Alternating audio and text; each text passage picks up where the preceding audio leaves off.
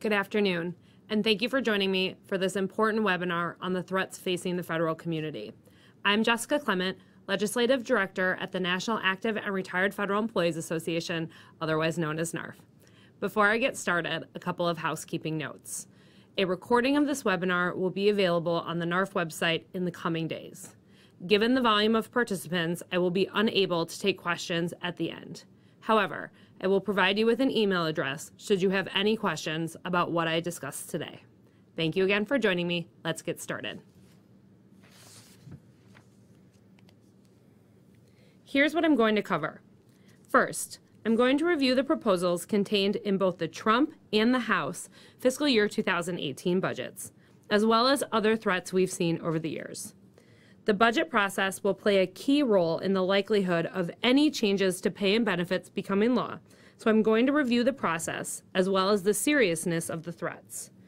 I know many of you are wondering if you should change your retirement plans based on the proposals, so I'll try to answer that question as best I can with the information we have now. I'll close with the actions you can take to protect what you have rightfully earned. So let's start with the first budget from the new Trump administration. The proposals affecting federal employees and retirees are on the screen, and I'm going to go through each one individually. As proposed in the budget, these changes would take effect at the start of fiscal year 2018. That's October 1st of this year. These proposals create $149 billion in savings, which simply means $149 billion out of your pockets. Let's start with the budget changes to cost of living adjustments for both current and future FERS and CSRS retirees. I want to stress this. This budget would affect those currently retired. It would do so by eliminating COLAs for FERS retirees altogether and reducing COLAs by 0.5% for CSRS retirees. Looking at the average cost of living adjustment over the last 40 years, we projected what this change would mean for both FERS and CSRS retirees. The first calculation is pretty simple. If you're a current FERS retiree, the annuity you're receiving today is the one you'd get for the rest of your life. No more cost of living adjustments. The average FERS annuity is approximately $1,000 a month. Under this proposal, that $1,000 today would still be $1,000 20 years from now, greatly diminishing seniors' purchasing power and quality of life.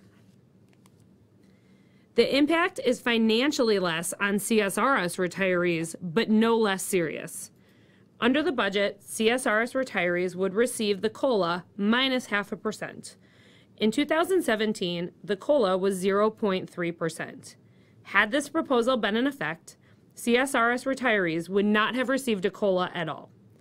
As you can see by the numbers, this change would have a profound compounding effect on federal retirees over their retired years. Let's turn now to the proposals impacting current employees. The Trump budget proposes increasing current FERS employees' retirement contributions by 1% every year for the next 6 years. Now, this proposal is nothing new. Congress has increased retirement contributions twice for new hires and has been trying to do so for current employees for years. Looking at the most recent data available, the average federal employee salary in 2016 was $81,578. The chart on your screen assumed a 2% pay raise in 2018, the first year the increase in retirement contributions would take effect. Make no mistake about it. An increase in retirement contributions is nothing more than a thinly veiled pay cut. As you can see, this change would have a significant impact on your pay during each of those 6 years and cumulatively. The Trump budget also proposed eliminating the FERS annuity supplement for new retirees effective October 1st, 2017. Now, we've seen this proposal before, but never for current employees. This supplement is provided to those who are eligible for early retirement and bridges the gap between that retirement age and age 62, when individuals are first eligible to apply for Social Security benefits. The budget provided no exception for those with mandatory early retirement, like federal law enforcement officers and air traffic controllers. Federal retirement expert Tammy Flanagan provided NARFE some estimates on how much this could cost an individual. Each case will differ, but using the current formula for someone with a full career, 35 years, who retires at age 57 with an expected Social Security benefit of $2,000 a month, eliminating the supplement would cost the retiree about $105,000 over the 5 years between retirement and age 62. This proposal would have a devastating effect on those nearing retirement who have planned on this benefit, which they paid for and rightfully earned. Again, I'm sure this next proposal comes as no surprise to most of you.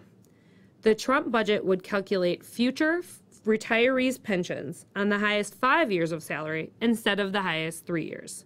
This would take effect for anyone retiring on or after October 1st of this year. Let's look at an example using a GS-12 Step 10 employee in the Washington, D.C. locality pay area with a salary of $97,300 in year 1 and $103,600 in year 5. This is a simple example, and your specific circumstances will likely be a little different. As you can see, this change would cost the retiree hundreds every year. Let's take a look at a second example. Assuming a salary of $90,000 in year 1, but the same $103,600 salary in year 5, this employee received a promotion or moved to a more expensive locality pay area in year 3. Here, you can see that the impact of this proposal is much greater, costing the retiree thousands every year. That concludes a look at the first budget from the Trump administration. Turning now towards the House budget, compared to fiscal year 2016, the House fiscal year 2018 budget was relatively quiet on federal employee provisions. It suggested increasing retirement contributions, but did not specify an amount or the employees impacted. Similarly, it eliminates the annuity supplement, but does not specify to whom that would be applied. The important piece here is the $32 billion in reconciliation instructions to the committee with jurisdiction over federal benefits. I'll talk about why this is important in a bit. Unfortunately, the proposals in the Trump and House budgets aren't the only ones under consideration. There are 3 more viable threats we could be facing this year. However, while these threats were included in previous House budgets, they either haven't gained much traction or are lacking in specifics. For instance, the House FY16 budget proposed tying FEHBP premiums in retirement to years of service, but provided no additional information. We do not know what that would look like. It also proposed eliminating the FERS pension altogether, but only for new hires. And a proposal to reduce the federal workforce by 10% is hardly breaking news. However, it's important for you to know that these proposals could resurface at any time. Unfortunately, there are 2 proposals that aren't in the Trump or House budgets that I believe will gain some traction this year. I'm going to go over each of these. Previous budgets have proposed turning FEHBP into a voucher program. This would apply to all enrollees and remains a threat, although probably not a top one. But what does turning FEHBP into a voucher program mean? Right now, the government contribution is set at 72% of the average of all the plan premiums, which simply means as the government contribution goes up as healthcare costs rise. A voucher program would limit increases in the government contribution towards your health insurance premiums to inflation on consumer goods. With healthcare costs outpacing regular inflation, this proposal would force employees and retirees to pay more and more out of their own pocket over time for their earned health benefits. Within 10 years, you would likely go from paying 28% of premiums to more than 50% of premiums at a cost of tens of thousands of dollars, and even more thereafter. Another issue that has received praise from Republican leadership in Congress is a proposal to reduce the rate of return on the Thrift Savings Plan Government Securities Fund, or G Fund. Money in the G Fund is invested in special issue Treasury securities that receive the same rate of return as the Social Security Trust Fund. That return is based on Treasury securities of different lengths of maturity. It has averaged about 2.6% over the last 10 years. This is a safe investment, and that security is balanced with a low rate of return.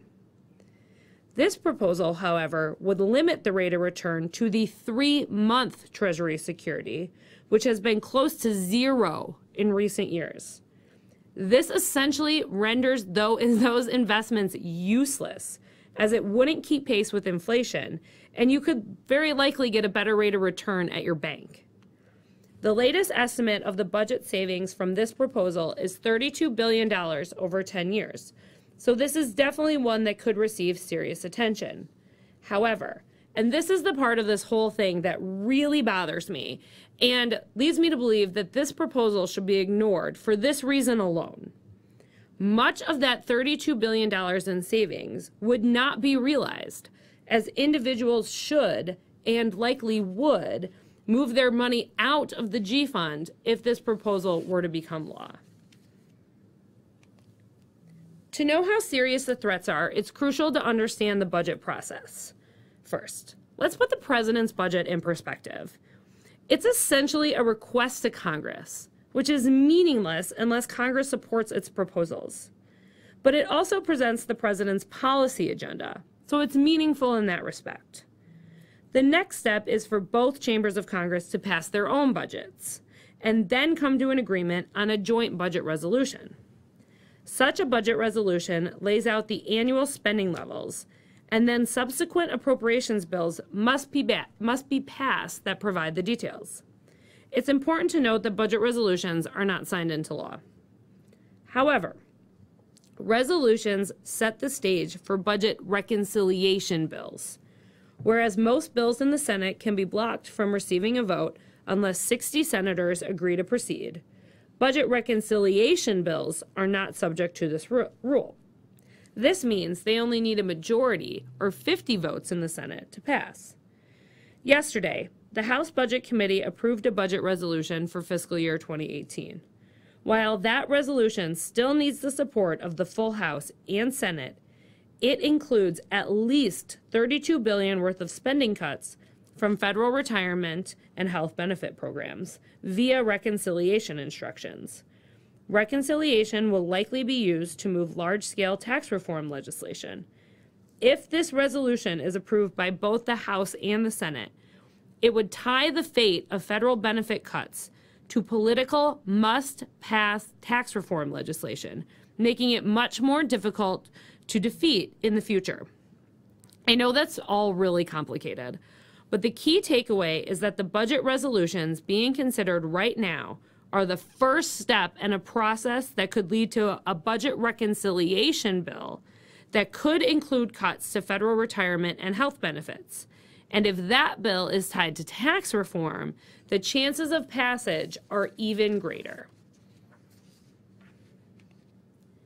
So now that you know what the threats are and the legislation they could appear in, is any of this likely to become law?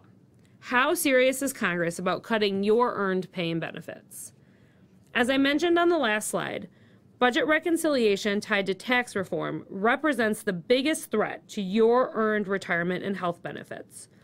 Should a budget resolution with reconciliation instructions pass the House, and that's a big if, the stage is set for cuts. However, those leading tax reform legislation want to see this get done, and muddying the bill with federal benefit issues could doom passage.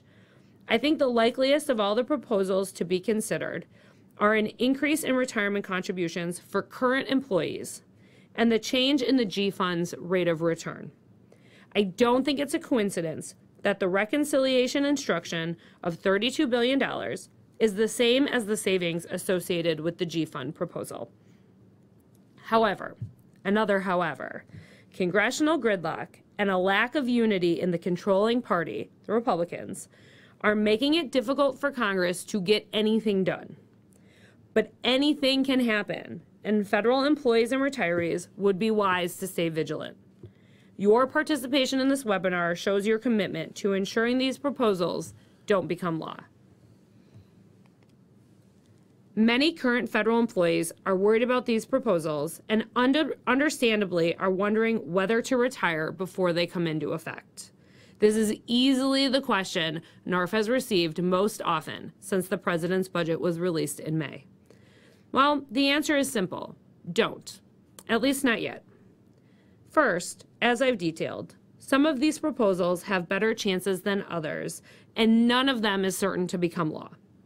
Second, retirement timing does not protect you from proposals that would eliminate or reduce your COLA, force you to pay more for health insurance, or change the rate of return on the G fund. Third, even if proposals to eliminate the FERS annuity supplement or go to the high five were to become law, there will very likely be time to put in for retirement before the effective date of those proposals. There are a lot of variables right now, but one of the best ways you can ensure these proposals don't become law is to fight back. NARFE's easy-to-use Legislative Action Center is a great way to express your concern with these proposals to your members of Congress. Several letters are available that you can edit and send. Access to this site is not limited to NARFE members. When contacting your elected representatives, you should make the issue personal. Tell them what you do or did for the federal government, how it served your community, and what these cuts would mean for you personally. Federal employees and retirees reside in every congressional district across this country, but you wouldn't know it listening to some on television denigrate public service. Federal employees and retirees are their own best advocates. Do not let these proposals gain traction without expressing your views. Just don't express them from your government computer or on government time. And if you're not currently a member of NARFE, I encourage you to consider joining. There is strength in numbers, and the larger NARFE is, the louder we can be on Capitol Hill defending what you have rightfully earned. Visit the NARFE website today to learn more. That concludes my webinar. Thank you so much for joining me here today. Please visit the NARFE website for any additional information you may need. Also, if you have any questions, please do not hesitate to contact NARFE's Legislative Department at the email address on your screen. That's leg@narfe.org. Thank you again.